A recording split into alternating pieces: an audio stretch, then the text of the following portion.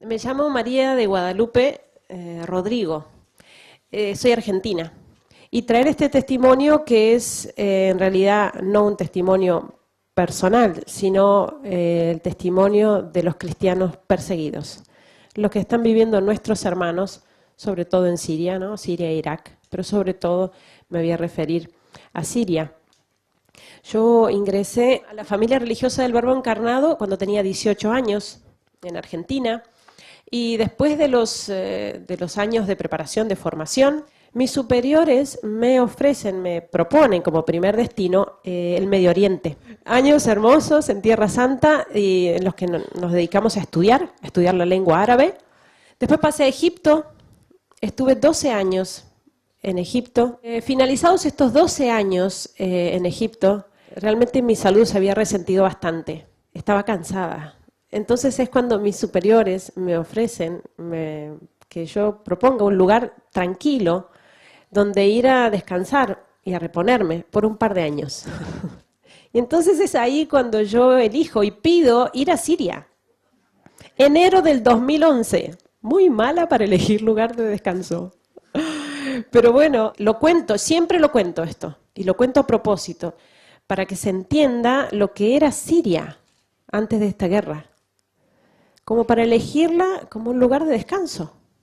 En Siria se daba eso tan raro que yo no había visto en otros lugares de Medio Oriente, y era la buena convivencia entre cristianos y musulmanes.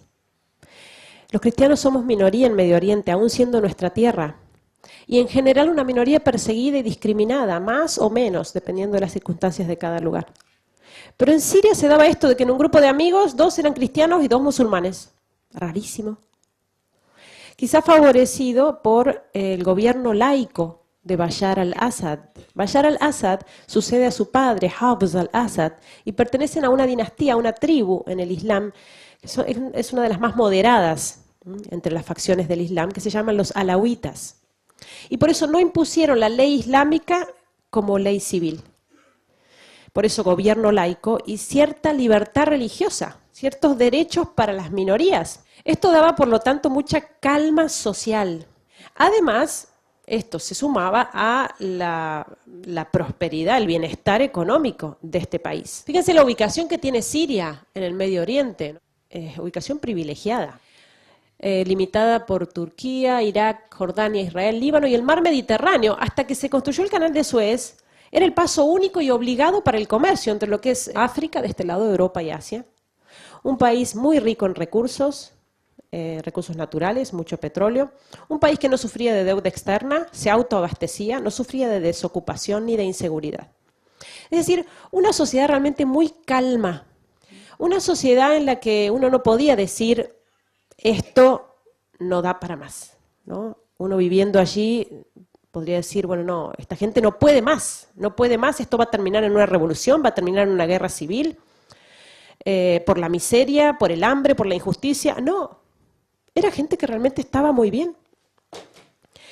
Y eso también explica que en realidad esta guerra, ¿no?, que nos ocupa en estos años en Siria, no fue una guerra comenzada en la calle propiamente, en medio del pueblo, sino una guerra programada afuera, sobre un escritorio, planeada con todos los detalles.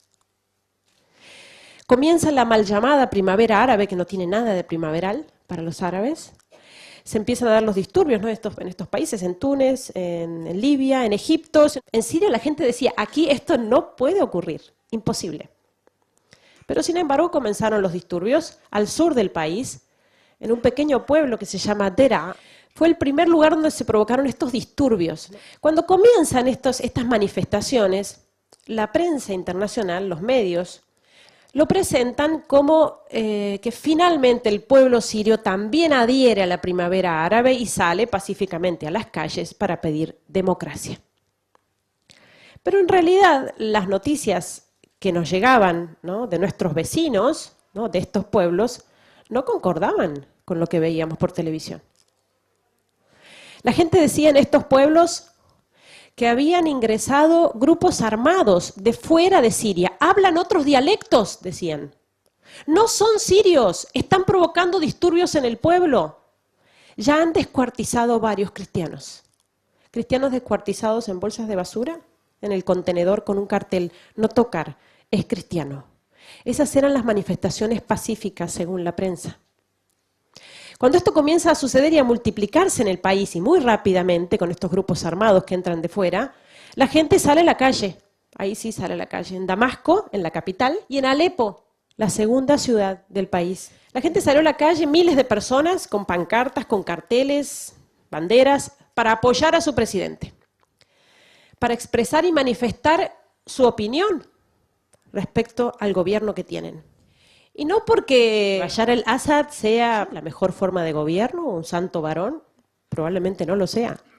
Lo que pasa es que ellos preferían seguir como estaban a caer en manos del fundamentalismo islámico, porque el resultado de esta guerra no iba a ser la democracia. Ellos ya lo veían. Esas mismas imágenes que nosotros veíamos, la escena que veíamos por la ventana, veíamos pasar esta gente por la ventana cantando, esas mismas imágenes eran tomadas por cadenas internacionales muy importantes de información y comentadas de esta manera. Continúan las manifestaciones pacíficas del pueblo sirio que sale a la calle para pedirle a su presidente que se vaya. Era ridículo.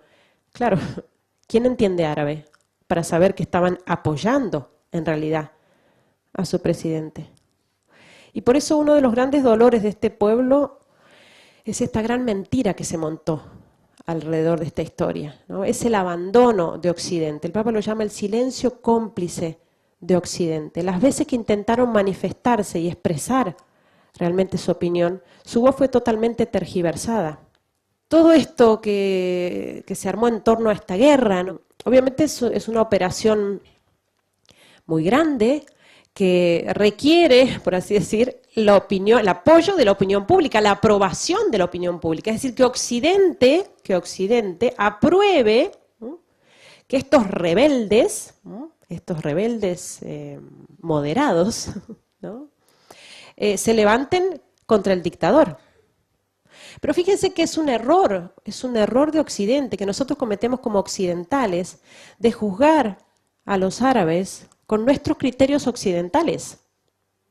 Y entonces vivimos nuestras democracias y pretendemos imponerlas a los demás, exportar nuestras democracias a estos pueblos, cuando en realidad ellos llevan decenas de años viviendo de esta manera, han vivido bien y se los aseguro, en Alepo, el nivel de vida que había, la gente no era que estaba envidiando las democracias o pseudodemocracias occidentales. Para nada. ¿Qué derecho tenemos a atropellar su soberanía? Alepo, aun cuando es la segunda ciudad del país, es prácticamente la más importante. Ahí es el corazón financiero del país. De hecho, Alepo todavía no ha sido tomada, ¿no?, por los grupos fundamentalistas. El día que sea tomada, Dios no lo permita, pero el día que sea tomada, definitivamente cae el gobierno y desaparece la presencia cristiana del país porque se impone la ley islámica. Alepo, una ciudad de 5 millones de habitantes, una ciudad muy próspera, de clase empresarial, gente de clase media, alta. Una ciudad que además era famosa en el Medio Oriente por ser una ciudad tan occidentalizada, tan próspera, tan pintoresca, una ciudad milenaria. Además famosa por sus grandes fiestas, sus eventos sociales, incluso sus excesos en la vida social. Gente que lo último que se esperaba era encontrar sus barrios, ¿no?, la hermosa ciudad de Alepo, convertida en una pila de escombros. Porque con la llegada de los terroristas de estos grupos, que fue de un día para el otro, varios barrios, sobre todo de la periferia, quedaron en este estado. Lo que hicieron estos grupos armados fue rodear la ciudad. Rodearon la ciudad y la sitiaron. Es decir, bloquearon completamente una ciudad de 5 millones de habitantes.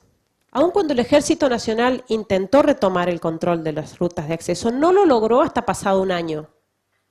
De manera que, con rutas cerradas, bloqueo absoluto, nadie entraba y nadie salía de la ciudad, y nada entraba y nada salía. Se acabó el combustible muy rápidamente y ya no veíamos vehículos por la calle. Se acabó el gas. Ahora, actualmente, la ciudad de Alepo lleva 50 días sin electricidad. El agua llega una vez por semana o cada 10 días, llega por unas horas. Pero en ese tiempo del bloqueo, ese año, fue terrible por el tema de los alimentos. Todo lo que es alimentos perecederos, fruta, verdura, carne, todo eso entra del campo. Se acabó rápidamente. Y estuvimos sobreviviendo como pudimos. 5 millones de personas. La gente decía, nos están dejando morir de hambre y de sed, mientras el mundo no lo sabe. Porque Alepo nunca fue noticia en ese año y medio. Y estamos en la era de las comunicaciones, ¿eh? Todo se sabe. WhatsApp acá y llega a la China en 2 segundos. ¿Cómo se hace? ¿Cómo se hace para mantener en secreto a todo el resto del mundo de que una ciudad como Alepo, de 5 millones de habitantes, está bloqueada sin insumos durante más de un año? No son cosas casuales, son cosas que se planean. El asedio y el sitio a la ciudad de Alepo, que provocó toda esta carestía, se sumaba al ataque permanente, porque es terrorismo, es guerra sucia. No, esto es guerra en plena ciudad. Disparan permanentemente contra los civiles. No hay un barrio de la ciudad de Alepo que esté libre de esto, que sea seguro, que uno diga, no, aquí no van a disparar, no van a atacar, es imposible que ataquen aquí. Hay un hospital, hay un colegio, hay niños. No, también atacan hospitales. Siria tiene unos 21 millones de habitantes, ¿no? Más o menos. Y se calculan unos 12 millones de refugiados. Más de la mitad de la población del país que tiene su casa en este estado. ¿Cómo se soluciona esto? Abrimos fronteras y recibimos a todos. Tenemos que saber que los refugiados necesitan ayuda, y está muy bien ayudarlos, pero que cuando estamos ayudando a los refugiados no estamos solucionando este problema. Estamos solo poniendo parches y tapando agujeros. Porque hasta que no se cierre el grifo, hasta que no se cierre la fábrica de refugiados, que es la guerra y la persecución, vamos a seguir teniendo refugiados.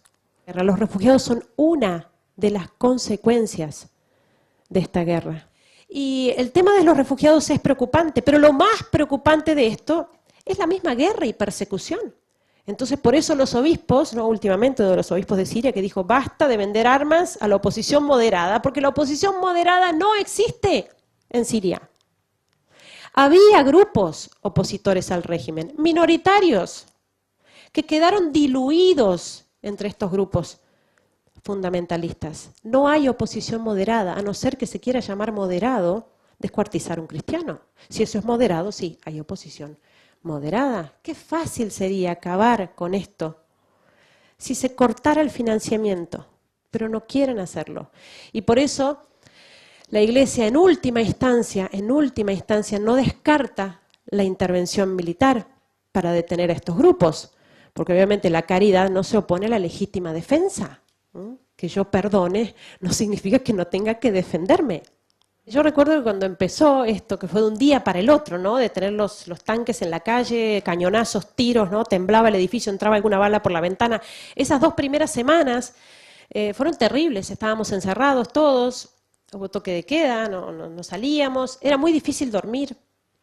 Esas semanas del comienzo se hicieron meses, y los meses se hicieron años en la misma situación. Guerra en plena ciudad. Imagínense lo que es eso para los niños. Niños que toman pastillas para dormir, porque por el miedo a la noche no pueden conciliar el sueño. Niños que juntan balas, tienen su cajita de cartón y vienen a la parroquia con la cajita de cartón y se intercambian las balas, los proyectiles, como si fueran figuritas. Porque es lo que uno encuentra en cualquier lugar, en la calle, en la terraza, en el balcón. Y el ataque con proyectiles, que es lo más frecuente en cuanto a armas que están utilizando los terroristas, son estos proyectiles que caen con tanta frecuencia uno detrás del otro que la gente habla de ellos como de la lluvia. Y se preguntan así, entre los jóvenes, por ejemplo, bueno, ¿cuánto llovieron este fin de semana en tu barrio? Lluvia de proyectiles. Armas caseras que no son muy grandes, el problema es que las preparan con todo tipo de elementos cortantes adentro, vidrios, clavos, latas. Esto sucede, estas explosiones, cada 15 minutos, cada media hora, cada 40 minutos y a veces en el mismo barrio. Miren esta mujer, no es de Alepo, es de un pueblo de una ciudad que se llama Raqqa, es prácticamente la capital del califato que pretenden instaurar los del Estado Islámico, y allí los cristianos fueron asesinados cruelmente. pongo esta foto por poner de lo más suave, esta mujer cristiana atada a la columna para que todo el que pase la golpee hasta que ella pida convertirse al Islam y reniegue de Jesucristo y de su fe. Y no lo pide. Y como digo, es de lo más suave que uno puede mostrar, porque, bueno, lo sabrán por los videos que ellos mismos están difundiendo. Las decapitaciones, que no es que cuando hay video hay decapitaciones todos los días, con video o sin video. Niños enterrados vivos a la vista de sus madres, sepultados vivos por ser cristianos o crucificados. Para darnos una idea, para intentar concientizarnos de lo que está pasando allá, quiero que se imaginen, que supongamos que lo que sucedió en París, ese atentado tan horrible que sucedió en París, que fue un viernes, tratemos de imaginar lo que hubiera sido si esto sucedía también el sábado y el domingo de nuevo en París y el lunes y el martes y el miércoles. Multipliquen por 4 años. Miren este signo. Es la letra Nun. Es una letra árabe que es la primera letra de la palabra Nasrani, que en árabe significa nazareno. Es así como somos llamados los cristianos, en boca de los musulmanes, sobre todo porque así está escrito en el Corán, ¿no? Los nazarenos, así nos llaman. Y por eso, especialmente estos grupos más extremistas, como el Estado Islámico, cuando van entrando en pueblos, ciudades, barrios, van marcando las casas de los cristianos con la letra Nun. Marcan las casas para identificar las casas de los cristianos donde hay que entrar matando.